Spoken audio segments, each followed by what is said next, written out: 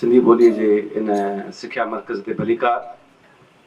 असां हिन वक़्त ताईं जेके सरगर्मियूं कयूं आहिनि या जेके अॻुभरायूं कयूं आहिनि उन जो मर्कज़ी मक़सदु हिकिड़ो ई आहे, सो इहो त कंहिं तरह सां असां पंहिंजी ॿोलीअ जो पंहिंजे वतन में उनजो जेको असुलु मक़ाम आहे, उनजी जेका हैसियत आहे, उनजो जेको दर्जो आहे, उनखे बहाल करायूं, उनखे तस्लीम करायूं, उनखे वधीक पुख़्ते नमूने सरकारी हैसियत ॾियारियूं ऐं साॻी रीति पंहिंजनि माण्हुनि खे सुजाग कयूं, आगाह कयूं, उन्हनि खे उन्हनि जे दिलि में इहा जेका मोहबत आहे उनखे वधीक उभारियूं ऐं जाॻायूं त हू सम्झनि त हू हिकिड़ी न रुॻो तारीख़ी, न रुॻो हिकिड़ी क़दीम विरसो रखंदड़, न रुॻो हिकु अहिड़ी ॿोलीअ जा वारिस आहिनि जंहिं वटि हिकिड़ो बेशुमार ग़ैरमामूली लोक अदब बि आहे ऐं हिकिड़ो फ़िक्री उन वटि तारीख़ बि आहे, फ़िक्री विरसो बि आहे, पर गॾोगॾु दुनिया जहान खे ॾेखारण लाइ बि हुन वटि घणो कुझु मौजूदु आहे। साइंसी इल्मु न सही, फ़लसफ़ियाना रिवायतूं न सही, पर ख़ुदि हिकु समाज तौरु उन वटि जेको कुझु जेका ॾाहप आहे हुन कठे कई आहे, जेके तजुर्बा हासिलु कया आहिनि, जेका पॉज़िटिविटी आहे हुन वटि, जेको तसौफ़ जो विरसो आहे हुन वटि, उहो सभु अॼु जे ज़माने में दुनिया जे कम जो आहे। ऐं मां सम्झां थो त असांखे कंहिं बि अहसास कमतरी जो शिकार न हुजणु घुरिजे त का असांजी ॿोली मरी रही आहे या का ख़तमु पई थिए या उनखे को अहिड़ा ख़तरा आहिनि जो दुनिया जे उन्हनि ॿोलियुनि जे फ़हरिस्त में शामिलु थी वई आहे जेके जल्द मिटिजी वेंदियूं। छाकाणि त जेकॾहिं रुॻो असां टेक्नोलॉजी में बि ॾिसूं त हिन वक़्तु गूगल जिन लॻभॻि 90 ॿोलियुनि खे तर्जुमो करे थी, उनमें सिंधी बि आहे ऐं सिंधी अञा कंहिं मुल्क जी सरकारी ॿोली न आहे, अञा कंहिं मुल्क जी का क़ौमी ॿोली न आहे। तंहिंजे करे उनजे बावजूदि उनखे जेकॾहिं टेक्नोलॉजी या टेक्नोलॉजी सां वाबस्ता इदारा इन इज़त जी निगाह सां ॾिसनि था या इन क़ाबिल सम्झनि था त उनखे हू पंहिंजे उन अहम ॿोलियुनि में शामिलु कनि, त असांखे बि इहो फ़ख़ुरु ऐं इहा मालिकी जेको वारो अहसासु जेको आहे उहो हुजणु खपे त असां पंहिंजी ॿोलीअ बाबति लाइ जेको कुझु करे सघूं था उहो कयूं। हीअ जेका मुहिम आहे जंहिंजो ज़िक्र कयो यासिर, उनजा 2 मक़सद हुया। असां पहिरें ॾींहुं उनखे ईअं ॾिठो, हिकिड़ो त जॾहिं खां पाकिस्तान ठहियो आहे, ज़ाहिर असां पाकिस्तान जा शहरी आहियूं ऐं हुनजे क़ाइदे उनजे दाइरे जे अंदरि रही ॻाल्हि कयूं था, त पहिरें ॾींहं खां वठी ॿोलियुनि बाबति का वाज़े ऐं मरबूत ऐं का अहिड़ी पॉलिसी जुड़ी न आहे सघी जिन वसीले हितां जे असलोकिन ॿोलियुनि खे उन्हनि जे मक़ाम ऐं जाइ मिले या सुञाणप उन्हनि जी तस्लीम थिए। जेके ॿोलियूं ॿाहिरां आयूं, अंग्रेज़ी ॿाहिरां आई, फारसी ॿाहिरां आई, अरबी ॿाहिरां आई, इवन उर्दू बि जेकॾहिं हिकिड़ी रिवायत इहा आहे त हिते उन जनमु वरितो आहे, तॾहिं बि उनजी बाक़ाइदा जेका असां वटि हिते डोमिनेंसी आहे उहा विरहाङे खां पोइजी आहे। त ॿाहिरां आयल ॿोलियुनि खे जेको अॼु बि स्टेटस आहे, जेको मक़ाम आहे, जेको दर्जो आहे, जेका ट्रीटमेंट आहे उन्हनि सां, जेका उन्हनि तरफ़ रविश आहे, उहा हितां जे जेके क़दीम असलोकनि माण्हुनि जो ॿोलियूं आहिनि उहा उन तरफ़ न आहे। असां सम्झूं था त हितां जूं जेके असलोकियूं ॿोलियूं आहिनि उन्हनि जो वधीक हक़ आहे हिन मुल्क ते, हिन मुल्क जे निज़ाम ते, हिन मुल्क जे इदारनि ते, हिन मुल्क जे आइन ते, त उन्हनि खे उहा हिकिड़ो बाइज़त जेका हैसियत आहे उहा मिलणु खपे। ऐं क़ौमी ॿोली थियण सां ईअं न आहे त कोई हुननि जो वक़ार या मक़ाम मथां थी वेंदो, पर उन्हनि खे उहो जाइज़ जेको इस्तेमालु आहे उन्हनि जो मुख़्तलिफ़ हंधनि ते, मिसाल तौरु जेके बि सरकारी इदारा आहिनि उन्हनि जे जा जेके नाला आहिनि उहे उर्दू ऐं अंग्रेज़ी सां गॾु ख़ुदि ब ख़ुदि सिंधी थी वेंदा। जेका बि लिख पढ़ सरकारी इदारा कनि था उनमें सिंधी जी हैसियत बराबरी वारी थी वेंदी। जेके बि हिते सिंध अंदरि कमु कंदड़ नेशनल या मल्टीनेशनल कंपनियूं आहिनि, उन्हनि जो जेके प्रोडक्ट्स आहिनि, जेके शयूं ठाहिनि था, विकिरो कनि था, उहे दवाऊं आहिनि, मशरूबात आहिनि, ज़रई दवाऊं आहिनि, उन्हनि ते सिंधी जी दाख़िला ईअं ई थी वेंदी जीअं उर्दू ऐं अंग्रेज़ी जी आहे। ऐं छो न हुजणु खपे? के माण्हू सम्झनि था त हिन सां कहिड़ो फ़र्क़ु थो पए, हाणे त उर्दू सभिनी खे अचे थी, मां सम्झां थो तमामु घणो फ़र्क़ु थो पए। जेकॾहिं घोड़ाबारीअ में को रोड ठहे थो त उन ते बि उर्दू ऐं अंग्रेज़ी में नालो लिखियो पियो आहे, दौड़ बांदी जे स्कूल ते अंग्रेज़ी ऐं उर्दू में नालो लिखियो पियो आहे। उते जेकॾहिं उर्दू ऐं अंग्रेज़ी सां को फ़र्क़ु कोन थो पए त पोइ भला सिंधी सां कहिड़ो फ़र्क़ु पवंदो? या कंहिंजो नुक़सानु थींदो। तंहिं करे असां जेके आहियूं, असां सिंध जा रहवासी, उन्हनि जी इहा ख़्वाहिश आहे त जेका हैसियत ऐं जेको मक़ाम ऐं जेका इज़त ॿियनि ॿोलियुनि खे हीउ मुल्क ऐं सूबो ॾेई रहियो आहे, उहा इज़त असांजी ॿोली बि लहणे थी। हिकिड़ो बराबरी जो जेको मक़ाम आहे उनजी घुर कयूं था। ऐं मज़े जी ॻाल्हि इहा आहे त पाकिस्तान जो आइन रोके बि नथो। 73 वारे आइन में वाज़े लिखियो पियो आहे त सूबा उर्दूअ खे नुक़सानु पहुचाइण खां सवाइ या उनजे मक़ाम सां छेड़छाड़ करण खां सवाइ पंहिंजे सूबे अंदरि ॻाल्हाइजंदड़ ॿोलियुनि बाबति का बि पॉलिसी, का बि जेका आहे उहा सरकारी हिकमत अमली जोड़े सघनि था। ऐं सिंध वाहिद सूबो जंहिं 73 जे आइन खां पहिरीं जॾहिं उबूरी आइन हो 72 में, तॾहिं बिल वसीले सिंधी ॿोलीअ जी जेको इहो हक़ आहे इस्तेमाल जो या दफ़्तरी, उनजे लाइ पॉलिसी ठाही, उन लाइ बिल पेश कयो ऐं उहो पास थियो। ऐं उन खां पोइ मुसलसिल ठारा अलॻि पास थींदा रहिया। सभ खां आसान जेको मिसाल आहे सिंध में सिंधी ॿोलीअ जी सरकारी हैसियत जो, उहो सिंध हुकूमत जो लोगो आहे। तव्हां जेकॾहिं हाणे बि लोगो ॾिसंदो त उन में 2 ॿोलियूं लिखियल आहिनि, कुल अंग्रेज़ी त आहे वञो हुन में, हिकिड़ी सिंधी आहे, ॿी उर्दू आहे, ऐं सिंधी पहिरीं लिखियल आहे।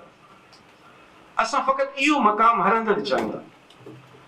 असां चाहियूं था सिंध में जेके बि सरकारी बोर्ड आहिनि उन में इहे 2 ॿोलियूं भले लिखो ऐं सिंधी मथां लिखो। तव्हां हलिया वञो अरब मुल्कनि में, UAE हलिया वञो, उते हिकिड़ो अलॻि इदारो आहे।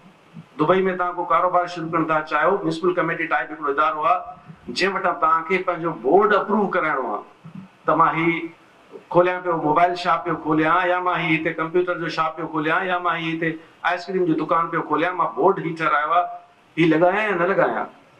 उहो तव्हांखे चवंदा त हा ही न हिन नमूने लॻंदो।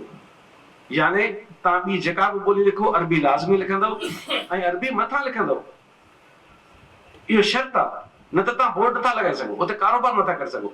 ऐं हाणे तव्हांखे त सभु पढ़ियल माण्हू वेठा आहिनि, कंहिंखे ख़बर न आहे त हाणे ख़ुदि UAE में अरबनि जी परसेंटेज छा आहे। हिन महिल UAE में जेके अरबी ॻाल्हाईंदड़ माण्हू आहिनि उन्हनि जो सैकड़ो वञी 30 बचियो आहे।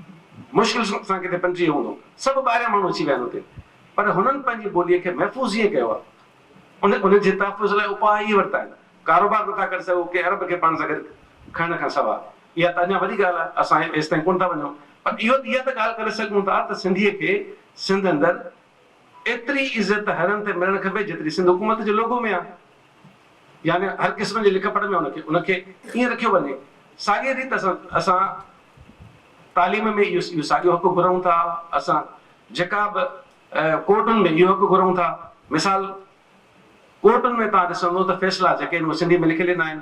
हाणे पहिरियों दफ़ो जॾहिं असां कोर्टुनि खे लिखियो त हाई कोर्ट जेको आहे 2-3 फ़ैसिला सिंधीअ में जारी कया ऐं उन वरी असांखे मोकिलिया त तव्हां चयो असांखे हीउ कयो त आहे, तव्हां ॾिसो हिनजी ॿोली दुरुस्त आहे या न आहे। त असां उन्हनि खे हिकिड़ो ख़त बि लिखियो उन्हनि जे हिन भले कम ते। पर छो नथो थी सघे हेठियुनि कोर्टुनि खे सिंधी में फ़ैसिला लिखण में कहिड़ो मसइलो आहे। ऐं जंहिंजे बारे में फ़ैसिलो कयो था उहो त पढ़ी नथो सघे, त हुनखे जेकॾहिं सज़ा मिली आहे त कहिड़े ॾोह जी मिली आहे, ऐं जेकॾहिं हुन सां ज़्यादती पई थिए त उहा कीअं पई थिए, जो पाण खे जस्टिफाई करे सघे, पंहिंजो पाण खे बेॾोही साबित करे सघे ऐं ॿुधाए सघे त मां हीउ न कयो आहे हीउ कयो आहे। त इन करे असां चाहियूं था त जेको ॿोलियुनि जो वाक़ो आहे ऐं असां इहा ई ख़्वाहिश, इहो ई मुतालबो उन्हनि माण्हुनि लाइ बि कयूं था जिन जी ॿोली सिंधी न आहे। असां नथा चऊं त उन ते इम्पोज़ कयो मड़ियो। असां चाहियूं था त जेकॾहिं कंहिंजी ॿी का ॿोली आहे त तव्हां हुनखे इहा सहूलियत ॾियो, इन में का बुराई न आहे। पर ज़ाहिर आहे सिंध अंदरि जेको सिंधी ॿोली जो तारीख़ी वतन आहे, जितां जे माण्हुनि जी लखें सालनि खां वठी उनजे इज़हार जो ज़रियो रही आहे, उन्हनि जो फ़िक्र इल्मु ॾाप उन में मौजूदु आहे। उनजे अंदरि उनजो जेको वाक़ो आहे उनखे उहो महफ़ूज़ थियणु खपे, उहो बचणु खपे, उहो वधणु बीजणु खपे, वधीक सगारो थियणु खपे। ऐं इहा साॻी तमना ऐं ख़्वाहिश ऐं आरज़ू असांजे माण्हुनि में बि आहे। छाकाणि त ताक़तूं 2 आहिनि जेके ॿोलीअ खे या नीस्तो नाबूद करे सघनि थियूं या बचाए सघनि थियूं। हिकिड़ी हुकूमत आहे ऐं हिकिड़ा तव्हां ई असां आहियूं जेके ॻाल्हाइण वारा आहियूं। असां पाण पंहिंजे रवैये सां पंहिंजी ॿोलीअ खे जेको हानियो या नुक़सानु पहुचाए रहिया आहियूं, असां माण्हुनि खे हिन मुहिम वसीले ईअं सुञाण कयो आहे, इहा ॿुधाइण जी कोशिशि कई आहे त तव्हांजो जेको विज़िटिंग कार्ड आहे, तव्हांजो वाक़फ़ियत जो कार्ड तव्हां पाण था ठारायो। तव्हां पंहिंजे घर जे कंहिं औलाद भाउ भेण जी शादीअ जो कार्ड तव्हां पाण ठाराईंदा आहियो। तव्हांजे घर जी तख़्ती, तव्हांजे ऑफिस जी तख़्ती तव्हां पाण लॻाईंदा आहियो। इहो सरकार नथी लॻाए। सरकार हाईवे ते बोर्ड लॻाए सघे थी, तव्हांजे घर जी तख़्ती तव्हां था लॻायो, उहा सिंधी में लॻाइण में तव्हांजो नुक़सानु कहिड़ो आहे? तव्हांजो ख़र्च त साॻियो आहे, पर इन अहसास कमतरीअ मां निकिरण जी ज़रूरत आहे।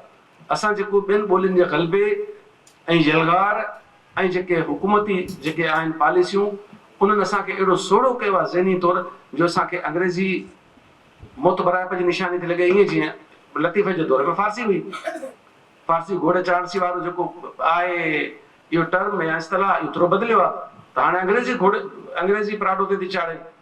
हाणे इन ॻाल्हि असांखे एतिरो त अहसास कमतरी में मुबतला करे छॾियो आहे, जो पंहिंजी ॿोली ॻाल्हाईंदे, पंहिंजी ॿोली लिखंदे पढ़ंदे, पंहिंजी ॿोली मां तमामु घणनि वॾनि राइटर्स खे वेझर में हुन सां कचरियूं कयूं, उहो चवंदा उर्दू में लिखूं त असां वॾा राइटर हुजूं। इहा अहसास कमतरी ख़तमु करण जी ज़रूरत आहे। शाह लतीफ़ सिंधीअ जो शाइर आहे, ओतिरो ई वॾो शाइर आहे जेतिरो ग़ालिब आहे। कोई नथो चए त हुनजे मक़ाम ते को असरु पियो आहे, फ़र्क़ु पियो आहे। असीं न हलियूं जो असां हुनखे उन दर्जे जो तर्जुमो मुतरजम कोन ॾेई सघिया आहियूं। हाणे त दुनिया मां ॿोलियुनि तरफ़ इहो तसवुर बदिलिजी रहियो आहे तेज़ी सां। बल्कि तव्हांखे मां 2-3 मिसाल थो ॾियां। हिन महिल इंडियन फिल्मुनि खे जेतिरो साउथ जे फिल्मुनि सोढ़ो कयो आहे, तव्हां तसवुरु नथा करे सघो। तव्हां मलयालम जूं फिल्मूं ॾिसो, तेलुगु जूं फिल्मूं ॾिसो, कन्नड़ जूं फिल्मूं ॾिसो, इंडियन फिल्मूं हुननि जे आरो ॿाराणियूं आहिनि ऐं सॼी दुनिया में ॾिठियूं वञनि थियूं। कोई नथो चए ते तेलुगु जी फिल्म आहे। तव्हां ईरानी फिल्मूं ॾिसो, कोई नथो चए ते पर्शियन फिल्म आहे। सभु हुनजो आर्ट ॾिसनि था। तव्हां कोरियन म्यूज़िक ॾिसो, सॼी दुनिया खे हुन चरियो करे छॾियो आहे।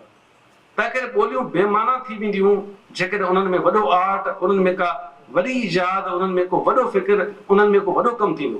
तंहिं करे असांखे पंहिंजी ॿोलीअ जे अहसास कमतरी मां निकिरणु खपे। जिन असां वॾो कमु कंदासीं, उहा पंहिंजी जाइ, पंहिंजी इज़त, पंहिंजी रिस्पेक्ट, पंहिंजो मक़ाम ईअं ई हासिलु कंदी, जीअं कंहिं बि वॾी ॿोलीअ में।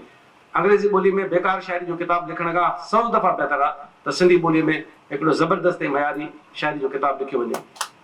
छो त उहे माण्हू सम्झंदा, उन्हनि ते असरु पवंदो, उन्हनि खे फ़र्क़ु पवंदो ऐं उन्हनि खे ज़रूरत आहे। अंग्रेज़ी खे काई ज़रूरत न आहे तव्हांजी।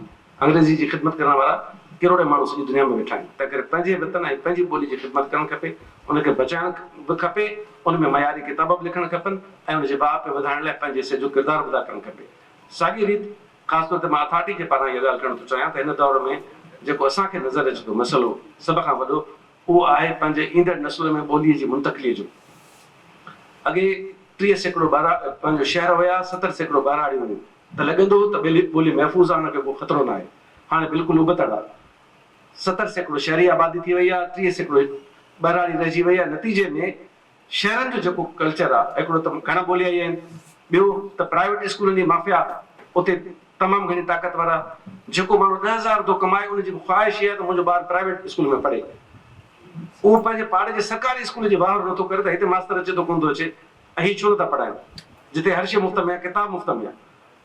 तंहिंजे करे जेकॾहिं असां पंहिंजे ॿार जो पंहिंजी ॿोलीअ सां रिश्तो हाणे क़ाइमु न कयो ऐं उनखे उन सां न ॻंढियो, त ज़रा इहो हिकिड़ो अहिड़ो ख़तरो आहे जेको अॻिते हली हिकिड़ो वॾो मसइलो पैदा करे सघे थो।